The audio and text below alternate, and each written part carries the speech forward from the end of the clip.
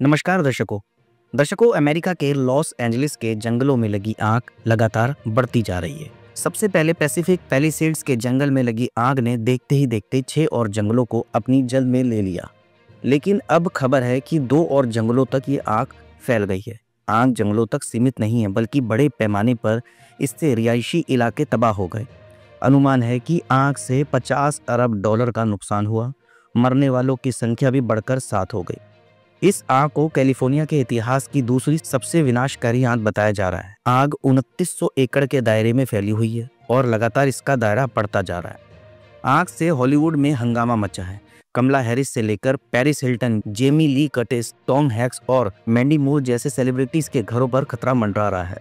Los Angeles fire department के मुताबिक सबसे बड़ी आग पैलिसेड्स जंगल में लगी है। इस आग से 20,000 एकड़ का इलाका जलकर खाक हो गया। इस जंगल की 6% हिस्से को बुझा दिया गया है। बाकी जंगलों की आग पर अभी तक काबू नहीं पाया गया। फायर ब्रिगेड लगातार पानी की कमी से जूझ रहा है। आग बुझाने के लिए 60 और कंपनियों को मुस्तैद किया गया। आग से लॉस एंजलिस को $50 मिलियन से ज्यादा का नुकसान होने का अनुमान है।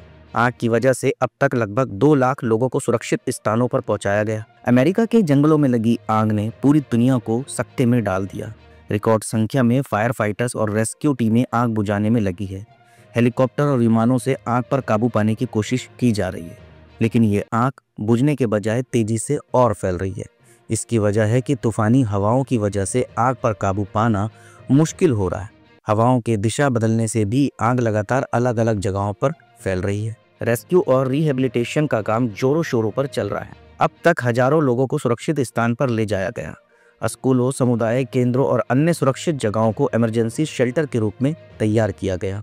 लॉस एंजलिस में लगी इस भयावह आग को लेकर यहाँ के शेरिफ रॉबर्ट लूना ने कहा कि ऐसा लग रहा है कि इन इलाकों में किसी ने एटम बम गिरा दिया।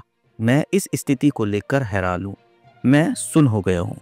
हम बस कामना करते हैं कि मृतकों की संख्या अब और ना बढ़े, लेकिन जिस तरह की तबाही मची है उसे देखकर हमें अच्छी खबर की उम्मीद बिल्कुल नहीं है। लॉस एंजलिस में लगातार बढ़ती जा रही आग को लेकर यहाँ की मेयर केरन वास सभी के निशाने पर। उन्होंने प्रेस कॉन्फ्रेंस कर कहा कि फिलहाल हमारा पूरा फोकस जिंदगियां बचाने में है।